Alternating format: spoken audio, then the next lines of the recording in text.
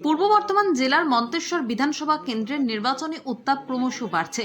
আর এই আবহে মন্তেশ্বর বিধানসভা কেন্দ্রে বিজেপি প্রার্থী সৈকত পাঁজা মনোনয়নপত্র জমা দিতে গেলেন কালনা মহকুমা শাসকের দপ্তরে। আর এই ঘটনাকে ঘিরে তৈরি হলো উৎসব মুখর পরিবেশ।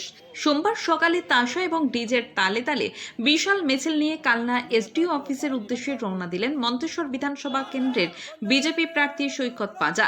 তার সঙ্গে পা মেলালেন অসংখ্য দলীয় নেতা ও কর্মী সমর্থকেরা। মিছিল জুড়ে ছিল গেরুয়া পতাকা আর স্লোগান, সেই সঙ্গে ছিল সকল কর্মীদের উচ্ছ্বাস। কালনা শহরের বিভিন্ন রাস্তা ঘুরে এই বর্ণাঢ্য মিছিল পৌঁছয় কালনা এসডিও অফিসে। আর সেখানেই মনোনয়নপত্র দাখিল করলেন বিজেপি প্রার্থী সৈকত পাঁজা।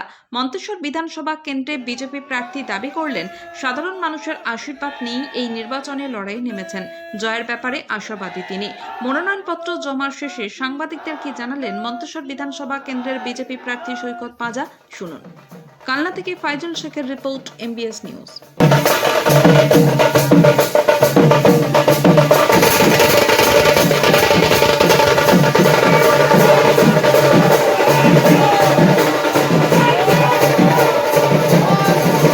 এই নির্বাচনে মন্তেশ্বর বিধানসভায়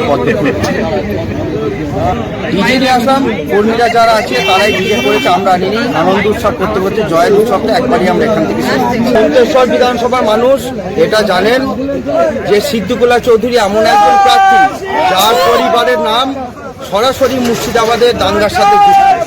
তিনি এমন একজন ব্যক্তি, তৃণমূল কংগ্রেস তো দুর্গাপুজোর পর প্রতিবার হঠাৎ করে বিজয় সম্মেলন করেন, কিন্তু ওই সময়তেই ওনাকে মক্কা মদিনায় যেতে হয় যাতে উৎসবে উনি অংশগ্রহণ না করতে হয়। এতটাই সাম্প্রদায়িক মানুষ, এবং মানুষ এটা বুঝে গেছে যে মোচার ফুল যেরকম গুণে শেষ করা যায় না, ঠিক একইভাবে তৃণমূলের সীমাহীন দুর্নীতি গুণে শেষ করে না।